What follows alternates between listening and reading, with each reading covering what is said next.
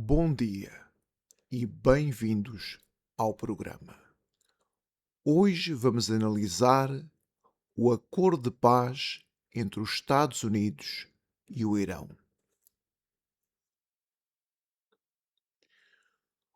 O Estreito de Hormuz estava fechado há 3 meses e meio. 20% do petróleo mundial passava por ali. Ou melhor, deixou de passar. Os mercados responderam da forma previsível. O petróleo subiu para $120 o barril. Os preços da energia pressionaram economias em todo o mundo. E a questão que qualquer pessoa racional deveria fazer era simples: como e quando é que isto termina?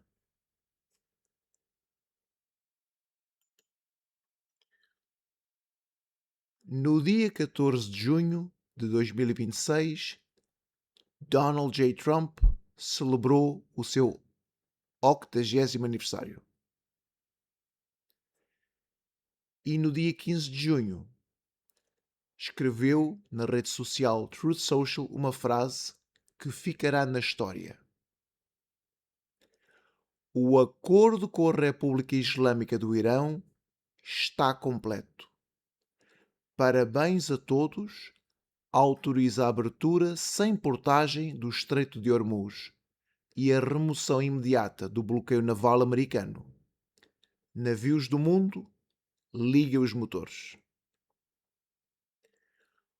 O preço do petróleo caiu imediatamente, de 120 para perto de $82. O índice Dow Jones subiu 700 pontos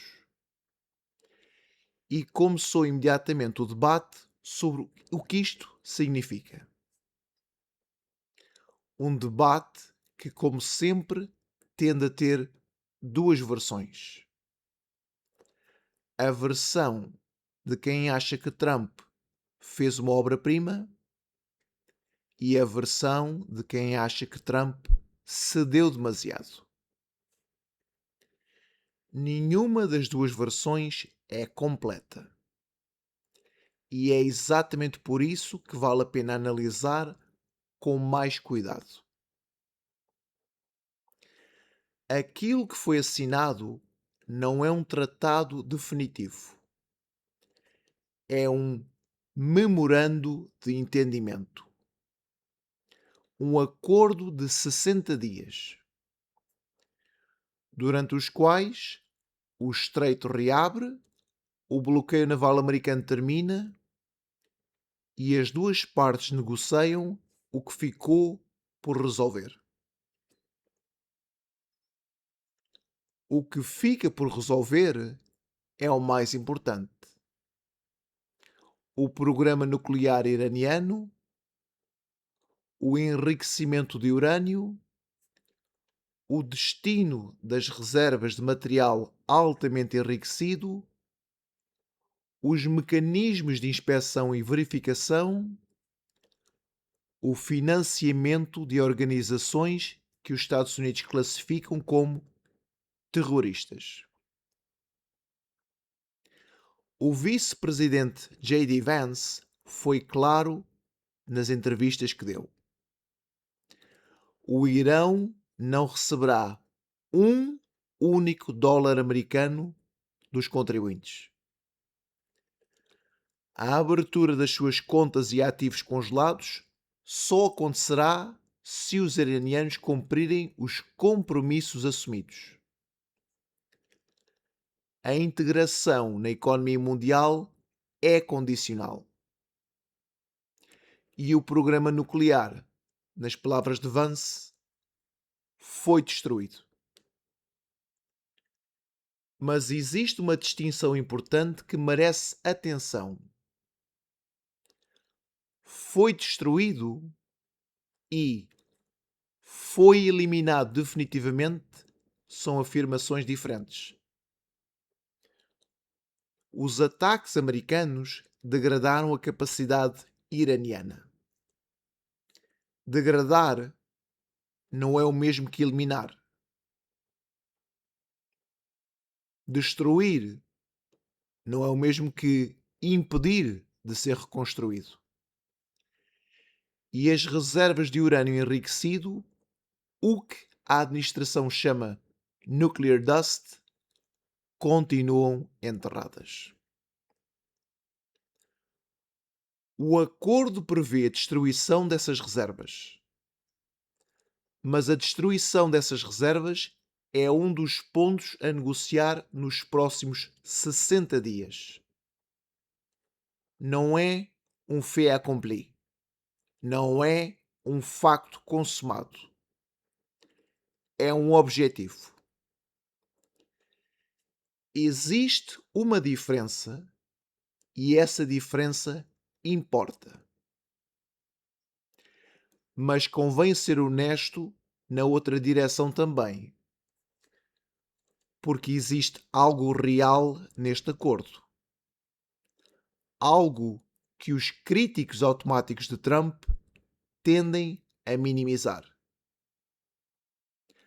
O Estreito de Hormuz estava fechado, a economia global estava a sentir a pressão, o Irão tinha demonstrado ser capaz de fechar o corredor energético mais importante do planeta. E havia uma guerra ativa. Trump parou a guerra sem invasão terrestre, sem tentativa de reconstrução nacional do Irão, sem o tipo de ambição messiânica que transformou o Iraque numa ferida aberta durante décadas. E isso não é trivial. Os conservadores tradicionais que viram o desastre do Iraque conhecem bem o custo trilionário de guerras sem saída definida. E existia um risco real de que isto se tornasse outra aventura sem fim. Vance descreveu a lógica da administração com clareza. Objetivos definidos, objetivos cumpridos, nomeadamente a degradação do programa nuclear e a reabertura do estreito.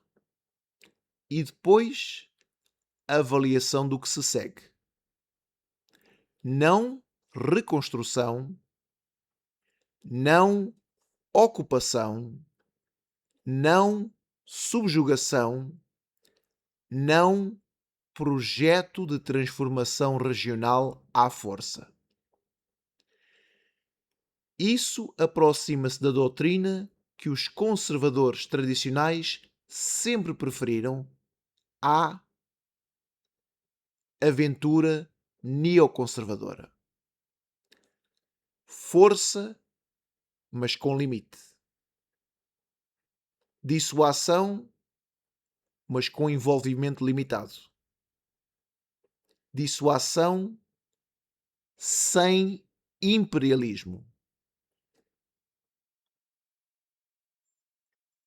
Há também um elemento geopolítico que os comentadores de esquerda raramente mencionam. Os liberais, os progressistas, os marxistas. Os países do Golfo, Arábia Saudita, Emirados, Catar, Kuwait, receberam este acordo com entusiasmo. São eles que vivem na sombra do Irão. São eles que conhecem melhor o que significa ter Teherão como vizinho. E o fato de aprovarem este enquadramento diz algo que uma análise honesta não pode nem deve ignorar. Não é uma prova de que o acordo é perfeito, mas é um sinal de que não é o desastre que alguns descreveram.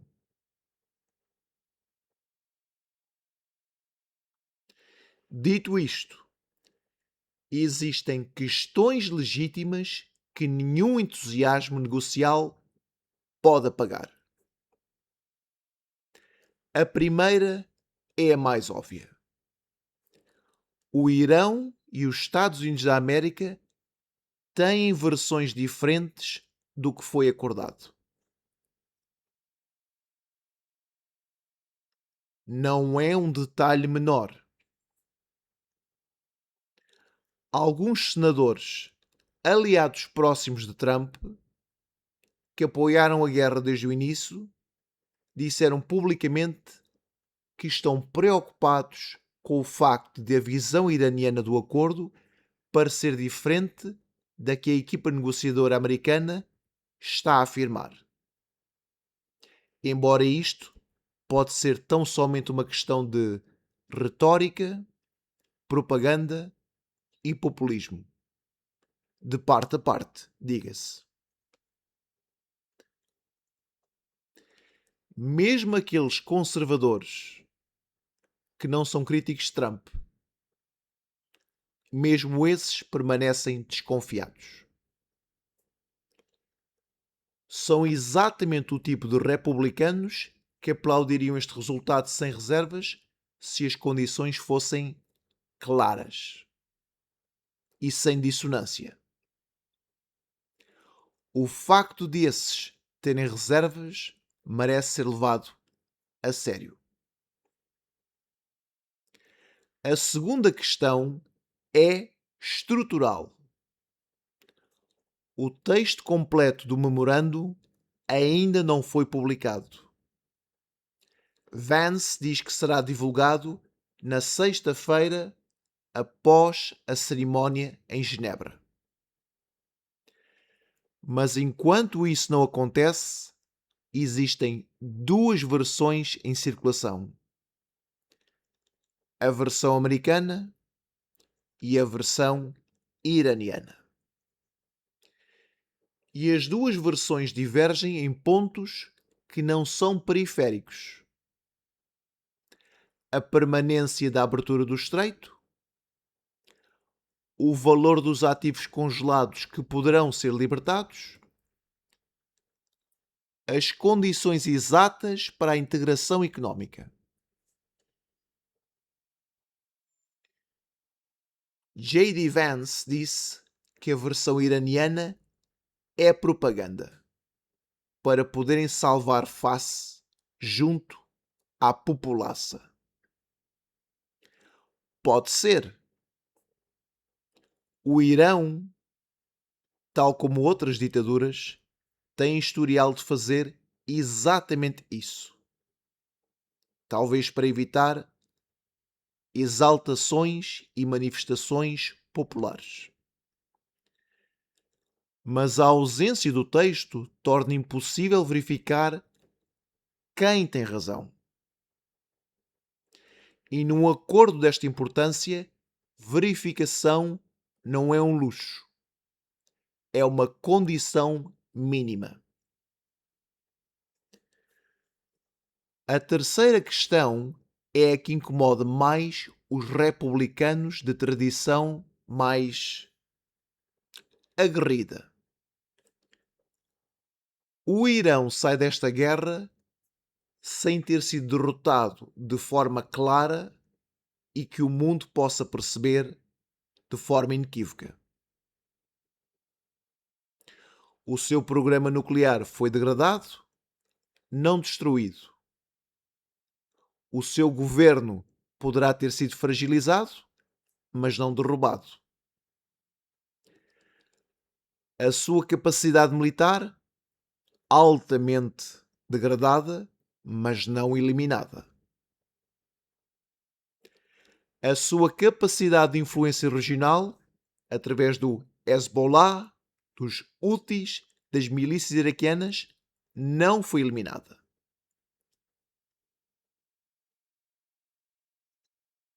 Comentadores políticos, tradicionalmente conservadores moderados ou liberais antiquados, colocam esta questão com honestidade. Nenhum dos objetivos declarados no início da guerra foram plenamente cumpridos. E o Irão vai sair com acesso à economia mundial, com ativos desbloqueados, com o potencial de receber investimento dos países do Golfo. Pessoalmente, eu acho que isto até pode ser positivo, porque se economias estrangeiras, inclusive como a americana, britânica, alemã, japonesa, começarem a investir na infraestrutura iraniana, haverá menos razão para no futuro iranianos quererem provocar conflito.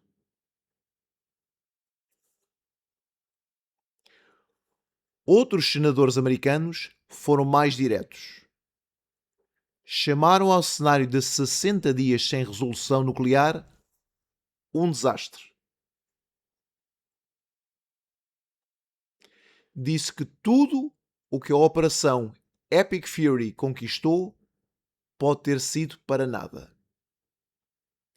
São palavras duras, vindas de republicanos tradicionais, os quais, diga-se, muitos deles nunca se alinharam com o trumpismo. Da mesma forma que há uma esquerda moderada nos Estados Unidos, também há uma esquerda mais radical. E na ala conservadora existe o republicanismo clássico e existe o trumpismo. Estas críticas dizem algo sobre as dúvidas que existem dentro do próprio Partido Republicano. Existe uma tentação de comparar este acordo com o JCPOA de 2015, da autoria de Barack Obama.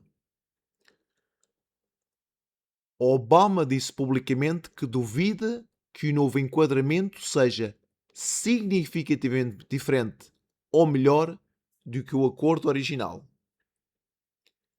A resposta de Vance foi direta. O contexto é completamente diferente.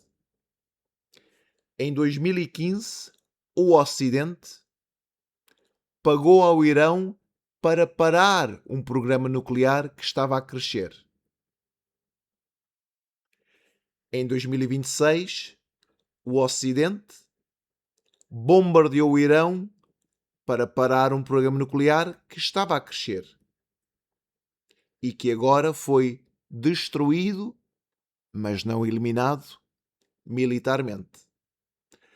Ainda que eu deva dizer, como é que se elimina totalmente uma ambição? Não é destruindo infraestruturas. É destruindo as pessoas que a querem e é subjugando essa nação.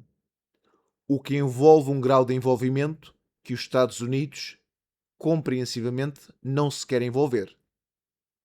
Portanto, enquanto houver um sentimento antagónico no Irão, vai haver vontade de desenvolver armas nucleares. E quer-me parecer que a noção de que o Irão nunca vai ter uma arma nuclear é ingênua ou desonesta. Demore 5, 50 ou 100 anos, é inevitável que mais países vão ter armas nucleares do que têm agora. Pela simples razão que o progresso, a evolução, a tecnologia não pode ser travada. Irá tornar-se acessível. Mas o programa foi destruído militarmente e a negociação parte de uma posição de força. E existe mérito nesse argumento por parte dos trumpistas.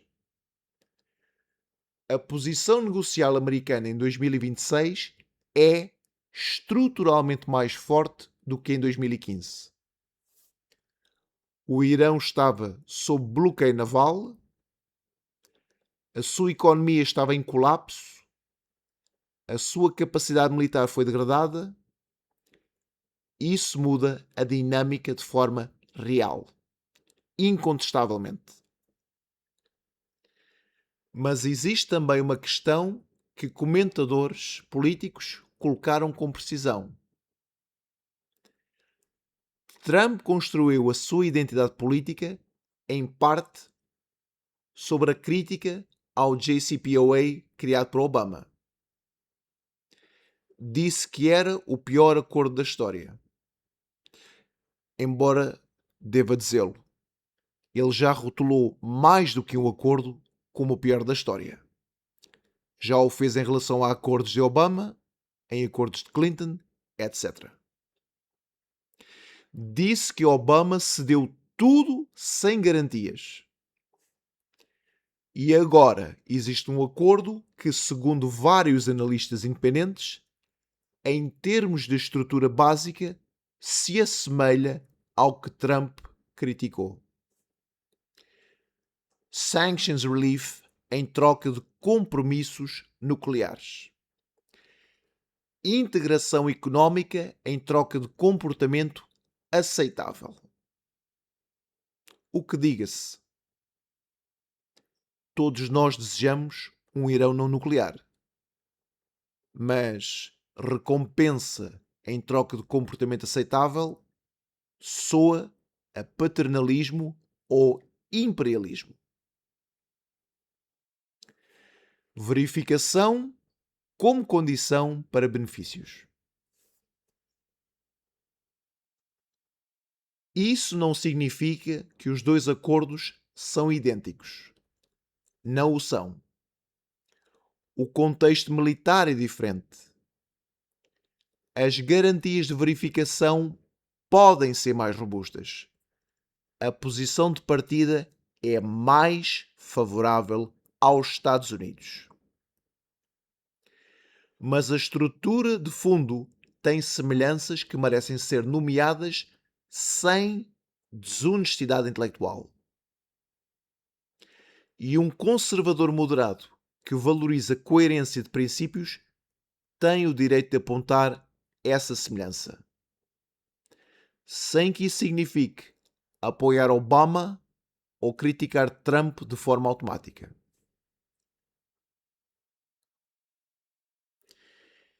Existe uma frase de crítica da parte daqueles que habitualmente apoiam Trump e que resumem com precisão onde estamos.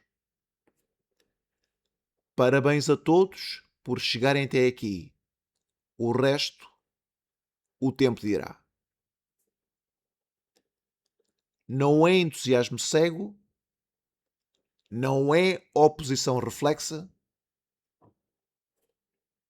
é a postura de quem conhece o historial iraniano e que sabe que acordos com Teherão têm uma tendência histórica para produzir surpresas ou incoerências. O que Trump conseguiu é real e merece ser dito sem condescendência. Para uma guerra sem criar outro Afeganistão ou uma segunda guerra no Golfo. Reabriu o estreito e os mercados responderam imediatamente. Pessoalmente,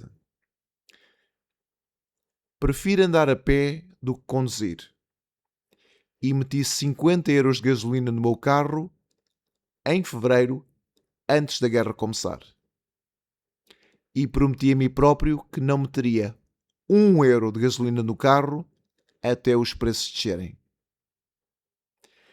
Inclusive, decidi meter 10 euros de parte todas as semanas e só o dispendiria quando os preços baixassem. O que já está a acontecer. Em relação a isso, no que me toca pessoalmente, fico grato. Trump negociou diretamente com a liderança iraniana pela primeira vez em 47 anos. E fê-lo com mediação dos países do Golfo, que precisamente mais têm a perder se o Irão for tratado com permissividade. Mas o que fica por resolver é igualmente real. O programa nuclear iraniano não foi eliminado, foi degradado, desacelerado, desencorajado. As reservas de urânio enriquecido continuam a existir. Por ora, os mecanismos de verificação estão por definir. O texto do acordo ainda não é público, mas todos esperamos que o seja nas próximas 100 horas. E o Irão e os Estados Unidos têm versões diferentes do que foi acordado, ou interpretações diferentes.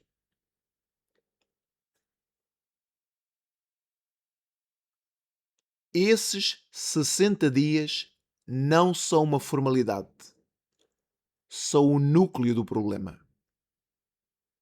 Porque um acordo de 60 dias que não produz um acordo nuclear verificável não é um triunfo. É um intervalo, um interregno.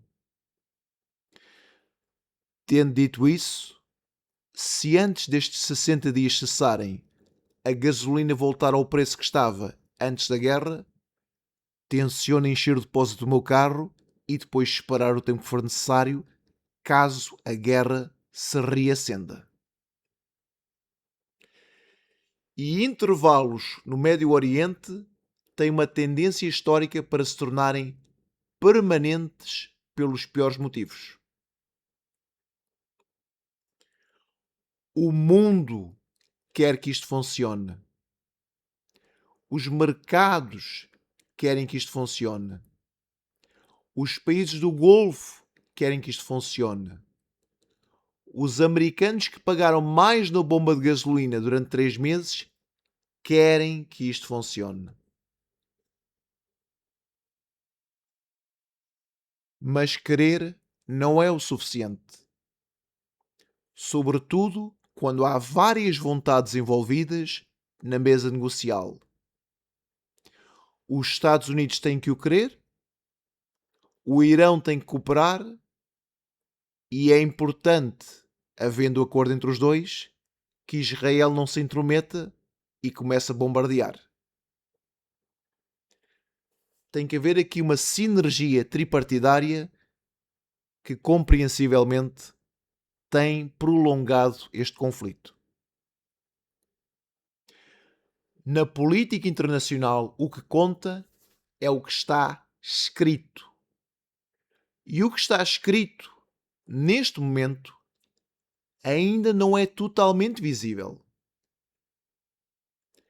Quando o for, e quando o irão mostrar ou não que honra os compromissos assumidos, saberemos se Trump fez um acordo histórico ou se meramente comprou uma ilusão.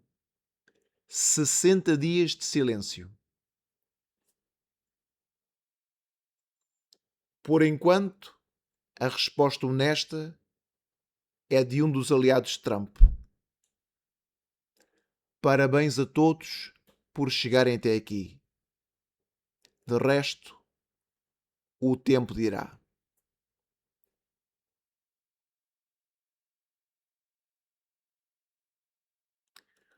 O meu nome é André. Obrigado pela vossa presença. Para melhor poderem acompanhar estas análises, subscrevam o canal, ativem as notificações e partilhem o vídeo. Tenham o resto de um bom dia e até à próxima.